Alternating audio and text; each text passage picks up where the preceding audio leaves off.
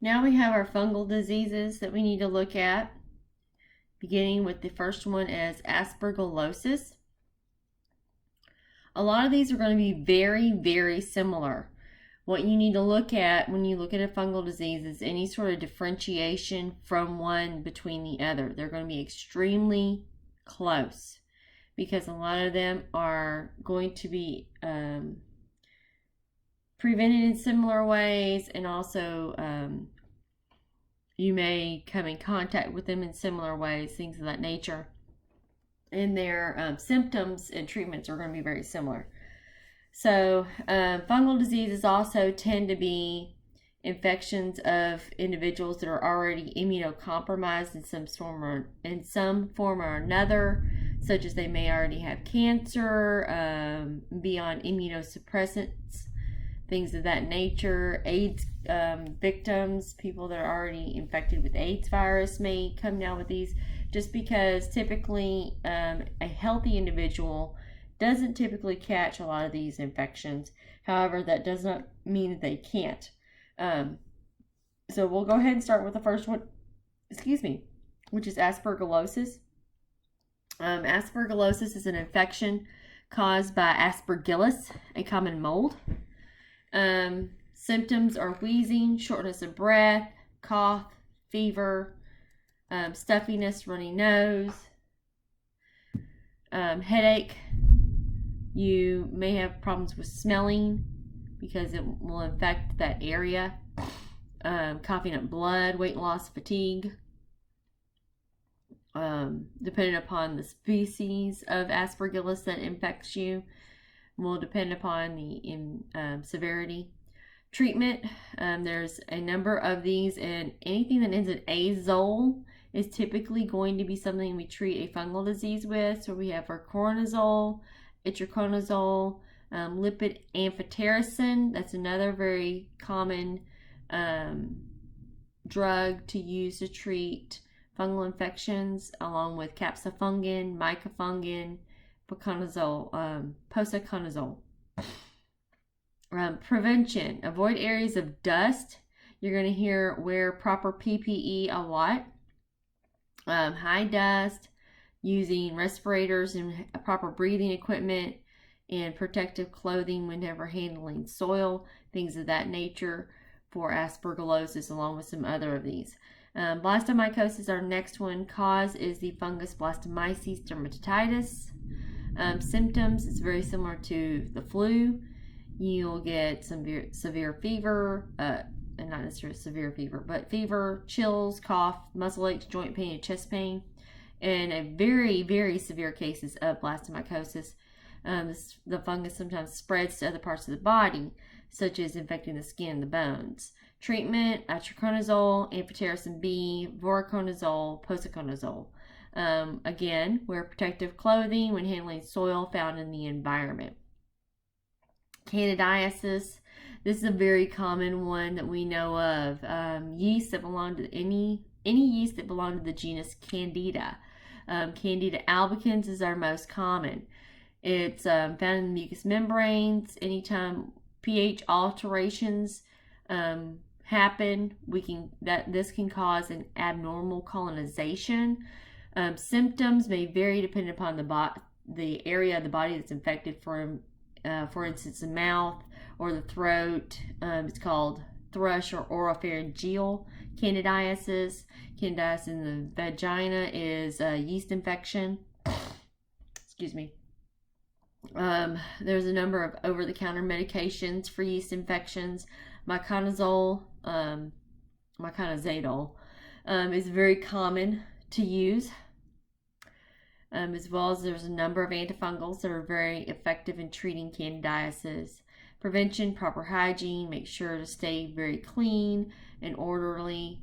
Coccidiomycosis is the next one, not to be confused with coccidia, which is a bacterial infection.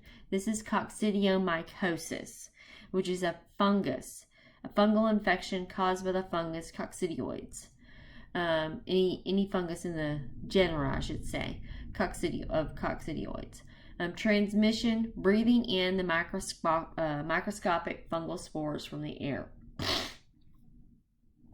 Symptoms, again, fatigue, cough, fever, shortness of breath, headache, night sweats, muscle aches or joint pain, and rash on the upper body and legs.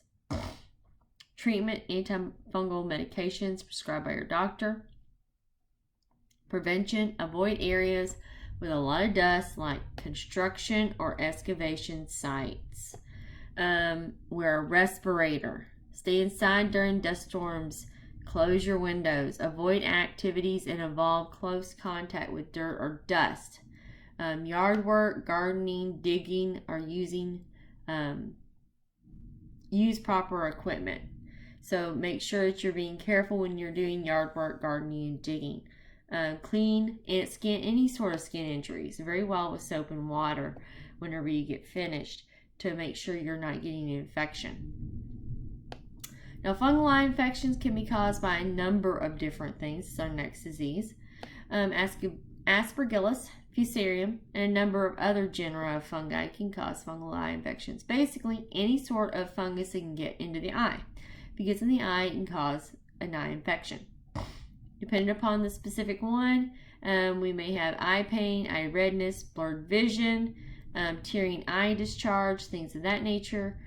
Treatment can be as simple as giving eye drops that are antifungal, to getting IV, or having to get the cornea removed. Eye surgery has been required for some of these, depending upon how serious it is. Transmission, they can't be spread from person to person. It's an eye injury. Plant material gets stuck in the eye, a stick or a thorn, and damages the eye and can cause a fungal infection if it has a fungus on it. Protection, eyewear. If you're working with plant matter, you need to be wearing some sort of safety glasses. Don't use your contact lens, because a lot of times what will happen is we'll get fungus and other things will get behind the contact lens when you're working out in a garden and so forth, and it will just dig it right into the cornea and cause a problem. Next fungal disease is histoplasmosis. This is a fungus called histoplasma. It lives in the environment, in soil that contains large amounts of bird or bat droppings. Transmission, breathing it in. You get very sick from this. Fever, cough, fatigue, chills, headache, chest pain, and body aches. Prescription antifungal medications such as itraconazole.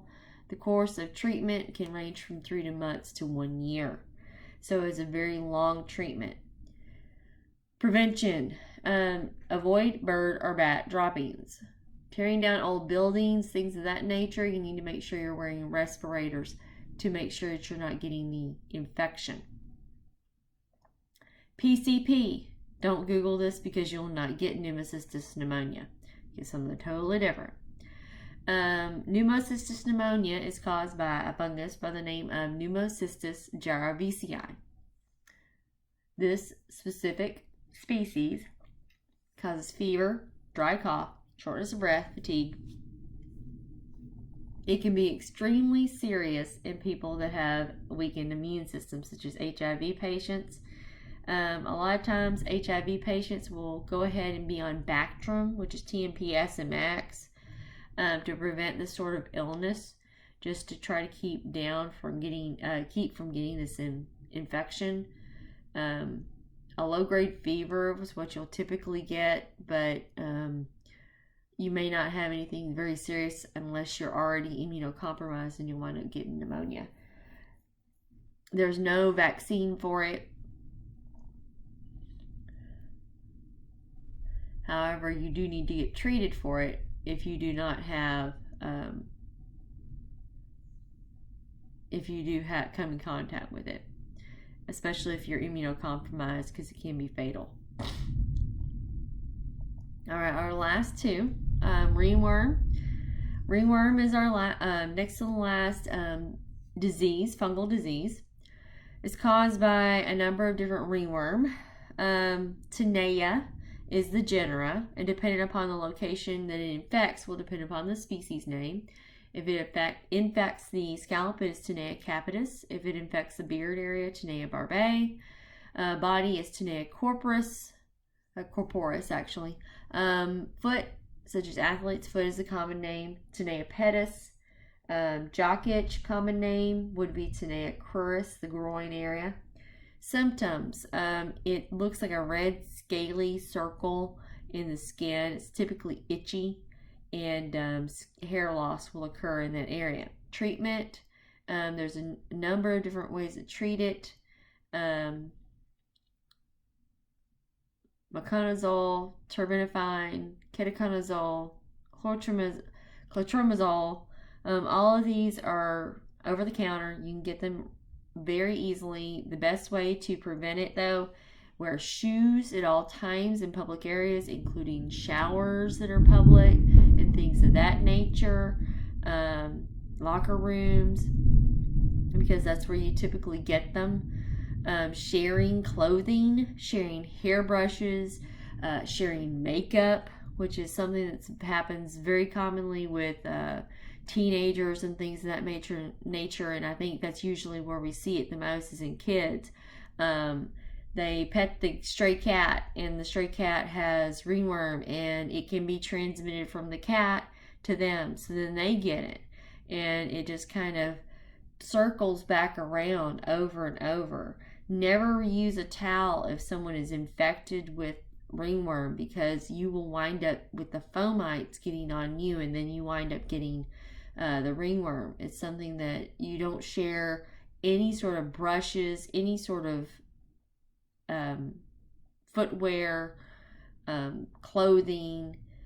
The less you do of that, the better you're going to be off as far as not catching ringworm.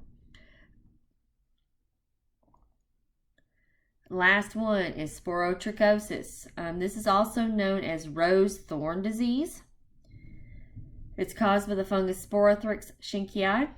It is going to live very commonly, is ubiquitous, if you will, and lives throughout the world in soil, plants, and decaying vegetation. What happens is you get like a little bump. It's very commonly called rose thorn disease, because let's say you prick yourself with the rose thorn and it's on the rose thorn, and then you have a little nodule, a red bump that just doesn't seem to go away. That's actually most likely sporotrichosis, and you have to just sit there and treat it. If you treat it with an antifungal, it'll go away, but it'll just continue to stay there and doesn't seem to go away. It'll eventually sometimes become larger in size, and sometimes look like an open sore that's very slow to heal. How is it transmitted?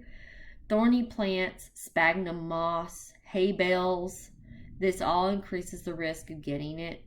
Prevention, wear protective clothing. Make sure you'll notice people that typically garden a lot wear long sleeves all the time, and they wear gloves. There's a reason for that. You don't want to come in a direct contact with sphagnum moss or any of this material. The less you can, the more you can avoid coming in direct contact with soil material and decaying vegetation and things of that nature, the better off you're going to be as far as maintaining good health and proper hygiene. So sporotrichosis, also known as rose thorn disease, is nothing that's really deadly. However, it's a very common thing that we may get that we just don't realize we have. That ends our virus and fungus handout.